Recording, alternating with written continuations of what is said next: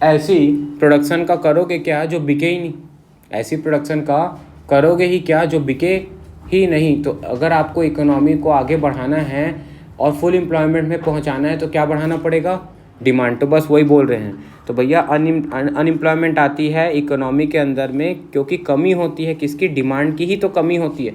जितना मार्केट में आज सप्लाई क्या उतनी डिमांड है क्या। आप बताओ कल्चरा के अंदर में जितने भी सेलर सब सामान बेचें सब खत्म हो जाते हैं क्या, नहीं। सप्लाई क्या है, ज़्यादा है, और डिमांड क्या है, कम है, क्योंकि कंपटीशन बढ़ चुका है सेलर के बीच में। अब इसीलिए राजा कौन हो गया मार्केट का, कंज्यूमर राजा हो गया। जिसकी ज़्यादा संख्या है वो प्रजा है और जिसकी कम संख्या है वो राजा है। कम ही तो राजा होते हैं ना, भीड़ का हिस्सा बन गए तो फिर उनकी क्या कीमत। अगर सप्लायर कम होते तो आज वो राजा होते क्योंकि खरीदने वाले ज़्यादा हो जाते। मार्केट तो इसी बेस पे काम करता है ना। इतना इकोनॉमिक्स तो पढ़ के आया हूँ ना माइक्रो 11वीं क्लास में, है ना भाई। According to aggregate demand depend upon consumption expenditure और इन्वेस्टमेंट एक्सपेंडिचर। ये देखो बोल दिया है, एडी किसका कंपोनेंट है, एडी का कंपोनेंट क्या है, कंजप्शन एक्सपेंडिचर और इन्वेस्टमेंट एक्सपेंडिचर। इसीलिए aggregate demand should be raised in order to raise the level of employment. इसीलिए अगर आपको रोजगार बढ़ाना है तो क्या बढ़ाने की जरूरत है, लेवल ऑफ एम्प्लॉयमेंट। हाँ इसीलिए बोलते हैं कि रिपीट करते नहीं, कान खोल के दिमाग दौड़ा के बोला जाता है। क्या बढ़ाने की जरूरत है, एग्रीगेट डिमांड। क्या बढ़ाने के लिए, लेवल ऑफ एम्प्लॉयमेंट। एम्प्लॉयमेंट बढ़ाने के लिए क्या बढ़ाने की जरूरत है मेरे भाई, डिमांड बढ़ाने की जरूरत है। डायरेक्टली नहीं कनेक्टेड है, इनडायरेक्टली कनेक्टेड है। कैसे, डिमांड बढ़ेगा प्रोडक्शन बढ़ेगा, प्रोडक्शन बढ़ेगा एम्प्लॉयमेंट बढ़ेगी। तो डिमांड और एम्प्लॉयमेंट के बीच में कौन बैठा हुआ है, प्रोडक्शन। तो इनडायरेक्टली ये रिलेटेड है पर है तो रिलेटेड ना। तो बस वही चीज़ को किंग्स ने यहाँ दर्शाया है क्या, कि in order to increase the level of employment you have to increase demand, you have to increase demand, that is known as aggregate demand या मार्केट डिमांड, क्योंकि मैक्रो इकोनॉमिक्स है। अब एग्रीगेट सप्लाई कांस्टेंट माना जाता है short period में। बहुत important बात है क्या, जितना मार्केट में आप सप्लाई कर रहे हो ना वो क्या है, कांस्टेंट माना गया है। ये एज्यूम करा जा रहा है, क्या एज्यूम करा जा रहा है, देखो मैक्रो में भी एजम्पशंस होते हैं। क्या बोला जा रहा है कि एग्रीगेट सप्लाई कांस्टेंट रहेगी शॉर्ट पीरियड में। मोर ओवर किन्स का ये बिलीफ है कि फुल एम्प्लॉयमेंट जो है वो एक नेसेसरी कंडीशन नहीं है इक्विलिब्रियम की। मतलब जब फुल एम्प्लॉयमेंट होगा तभी इक्विलिब्रियम होगा ऐसा जरूरी नहीं है। इक्विलिब्रियम बिना फुल एम्प्लॉयमेंट के भी हो सकता है, इक्विलिब्रियम बिना फुल एम्प्लॉयमेंट के भी हो सकता है। फॉरेन एक्सचेंज इकोनॉमी मतलब जहाँ पे डिमांड एंड सप्लाई हो रहा है, बदले में पैसे दिए जा रहे हैं, तो ऐसी इकोनॉमी को एक्सचेंज बोलते हैं। कोई फ्री फोकट में काम नहीं हो रहा है, पैसे का लेन देन होकर सामान का आदान प्रदान हो रहा है, ऐसी इकोनॉमी को एक्सचेंज इकोनॉमी बोला जाता है। Equilibrium in a economy could exist even with under employment, मतलब अगर रोजगार है, रोजगार कम भी है तो भी इक्विलिब्रियम हो सकता है। 100% एम्प्लॉयमेंट की जरूरत नहीं है, 80% एम्प्लॉयमेंट में भी इक्विलिब्रियम, 70%, 60%, मतलब जो वर्किंग पॉपुलेशन है उनकी बात कर रहे हैं। टोटल वर्किंग पॉपुलेशन का अगर 60% लोग ही रोजगार प्राप्त कर रहे हैं तो भी इकोनॉमी जो है वो क्या हो सकती है, इक्विलिब्रियम को अटेन कर सकती है। इक्विलिब्रियम का मतलब ये नहीं कि सभी लोग कमा रहे हैं और सभी खर्चा करें। इक्विलिब्रियम का मतलब तो ये जहाँ पे इकोनॉमी में जितना सेलर बेचना चाहता है उतना बायर खरीदने के लिए डिमांड कर रहा है। ऐसे पॉइंट को हम क्या बोलते हैं, AD is equal to AS, जहाँ पे डिमांड किसके बराबर हो गई, सप्लाई के बराबर। तो अगर मान लो कुछ लोग अगर बेरोजगार भी पड़े हैं तो उनको हम अभी अपनी इस इक्विलिब्रियम पोजीशन से बर्खास्त कर देते हैं, तो भी तो अपने आप को इकोनॉमी बैलेंस कर ही रही है ना।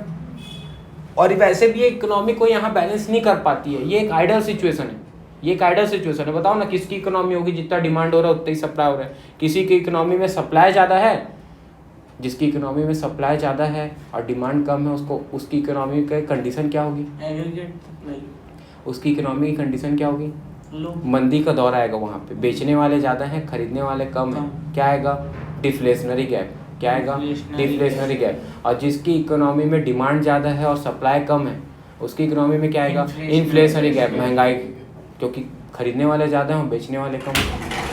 तो कोई भी इकोनॉमी आइडल सिचुएशन पे नहीं होती। आइडल मतलब बैलेंस, बैलेंस कोई नहीं होता, इक्विलिब्रियम कोई नहीं होता है। या तो इकोनॉमी इन्फ्लेशनरी गैप में होती है या तो डिफ्लेशनरी। और यही कंक्लूजन है 3 चैप्टर का। आखिरी चैप्टर वही पढ़ाऊंगा, excess demand, deficit demand, excess supply, deficit supply, inflationary gap, deflationary gap का एक क्वेश्चन, 3 क्वेश्चन आएगा इस चैप्टर से। 3 थ्योरी, एक न्यूमेरिकल और एक MPC MPS वाला और एक इन्वेस्टमेंट मल्टीप्लायर एंड वर्किंग। समझ आ रहा है थोड़ा थोड़ा क्या बोल रहा हूँ? अब आगे बोला है किन्स ने लॉजिकली डिफरेंट डिटर्मिनेंट्स मतलब फैक्टर्स ऑफ इनकम और एम्प्लॉयमेंट के अंदर में बताएं डिटेल में, जो कि कुछ पॉइंट्स को एक्सपेक्ट को इकोनॉमी को एक्सप्लेन किया गया। अब देखो भैया, हम जो भी डिमांड पढ़ते हैं ना, एग्रीगेट डिमांड या जो भी हम aggregate ex ante aggregate demand, सुनना ध्यान से क्या बोलना चाह रहे हैं। Concept of aggregate demand and ex ante aggregate demand. Aggregate demand refer to the total volume, aggregate demand refer करता है टोटल वॉल्यूम ऑफ गुड्स और सर्विसेज को जो डिमांड करी जा रही है इकोनॉमी के अंदर में एक साल भर के अंदर में गिवन लेवल ऑफ इनकम और एम्प्लॉयमेंट में। क्या बोल रहा है?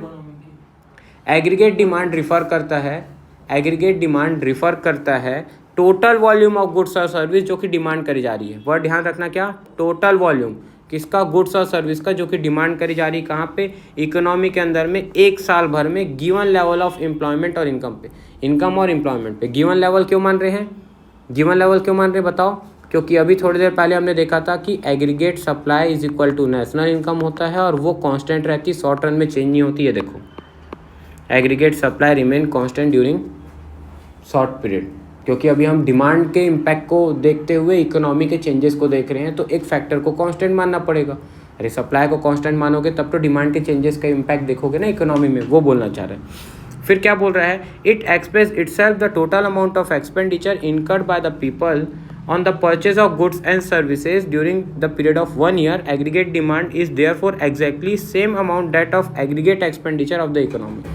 क्या बोल रहा है? जो भी साल भर में आपने सामान खरीदा है गुड्स का और सर्विसेज का, कब तक का पीरियड का? एक साल का। इसीलिए एग्रीगेट डिमांड को हम एग्जैक्टली क्या बोल देते हैं? वो सेम अमाउंट का होगा। किसके बराबर होगा? एग्रीगेट एक्सपेंडिचर का। मतलब जितना भी लोगों ने खर्चा किया है एक साल भर में गुड्स और सर्विसेज में, वही क्या बन जाता है? एग्रीगेट डिमांड बन जाता है। और इसीलिए टोटल एक्सपेंडिचर जो होता था, एग्रीगेट एक्सपेंडिचर मतलब क्या? टोटल खर्चा।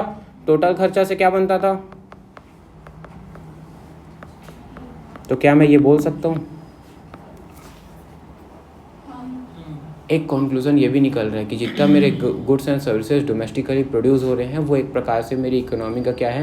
एग्रीगेट डिमांड है। लेकिन ये थोड़ा सा कॉन्सेप्ट ब्रॉडर चले गए हम। ब्रॉडर इसलिए चले गए क्योंकि कुछ सामान नहीं बिका होता है, वो भी जुड़ा होता है चेंजेस इन स्टॉक, और कुछ ऐसे भी सामान होते हैं जो वैल्यूएबल्स, तो थोड़े से वो डिमांड के पार्ट नहीं भी बने होते। इसलिए अभी ये वाला जो टॉपिक है ना, इसको अभी मतलब इसको एक दिमाग के कोने में रख के किनारे कर देना। फिलहाल इसका यूज़ नहीं करेंगे, ये थोड़ा ब्रॉडर हो गया। इसीलिए हम क्या यूज़ करते हैं? एडी इज इक्वल टू जितना कंजप्शन हो रहा है और जितना इन्वेस्टमेंट एक्सपेंडिचर हो रहा है, क्योंकि ये दोनों ही किसके पार्ट होते हैं? Total expenditure. टोटल एक्सपेंडिचर किस में टूटता था? या तो कंज्यूम करता था हाउस होल्ड सेक्टर, या तो इन्वेस्ट। सर्कुलर फ्लो याद है? प्रोडक्शन से पैसा कहाँ जाता था? इनकम में जाता था। इनकम से क्या बनता था? एक्सपेंडिचर। एक्सपेंडिचर दो प्रकार के होते थे, या तो बोझेगा तो सीधा जाएगा पैसा, या तो इन्वेस्टमेंट करेगा तो घूम के बैंक से जाएगा, बैंक या मार्केट से। तो एक्सपेंडिचर कितने फॉर्म का होता है? कंजप्शन एक्सपेंडिचर और इन्वेस्टमेंट एक्सपेंडिचर। और अभी हमने बात की थी कि टोटल एक्सपेंडिचर किसके बराबर है? डिमांड के। Therefore AD is equal to C plus I. अब एक्स एंटी एग्रीगेट डिमांड क्या होता है? ये रिफर करता है कि कितना प्लांट वॉल्यूम का फाइनल गुड्स और सर्विस डिमांड किया जाएगा कंजप्शन के लिए और इन्वेस्टमेंट के लिए expected volume of income and employment पे in the total planned consumption and planned investment in the economy. In free economy मतलब market economy, ex ante aggregate demand is the sum total of ex ante consumption expenditure and ex ante investment expenditure. In the controlled economy goods and services are demanded by household firms and government sector. Therefore in the private consumption, public consumption, private and public investment constitute the major part of aggregate demand. However, the demand of goods and services from the foreign sectors and net exports also come from foreign sector in the form of net export. Keynes are linked this aggregate demand in different level of income and employment which is analyzed below. अब देखो बेटा, ये बोलना चाह रहा है कि अगर इसी एग्रीगेट डिमांड को हम अगर एक्स एंटी से जोड़ दें, मतलब फ्यूचर प्रपोज्ड, एक्स एंटी मतलब आने वाले साल की बात, एक्स पोस्ट मतलब बीते हुए साल की बात। तो अगर हम आज की डिमांड देख रहे हैं तो हम उससे आज का कंक्लूजन नहीं निकाल रहे हैं, हम उससे फ्यूचर की प्लानिंग कर रहे हैं कि इकोनॉमी के अंदर में मार्केट में कितना डिमांड होगा इन नियर फ्यूचर। हमको एडी एएस का कॉन्सेप्ट समझ के फ्यूचर का एक्स एंटी एडी और एक्स एंटी एएस से मतलब है। एक्स पोस्ट मतलब बीता हुआ कल, एक्स एंटी मतलब आने वाला कल। तो आज की डिमांड जान के क्या कर लोगे बताओ? ऐसा बोलते हैं ना, क्या उखाड़ लोगे आज की डिमांड जान के? वो तो हो गया। तो उससे जान के क्या करोगे? फ्यूचर की प्लानिंग करोगे कि फ्यूचर में कितने वॉल्यूम में डिमांड किया जाएगा। तो बस उसी के लिए बताया आपको क्या, x ante aggregate demand. assumption करेंगे। यस।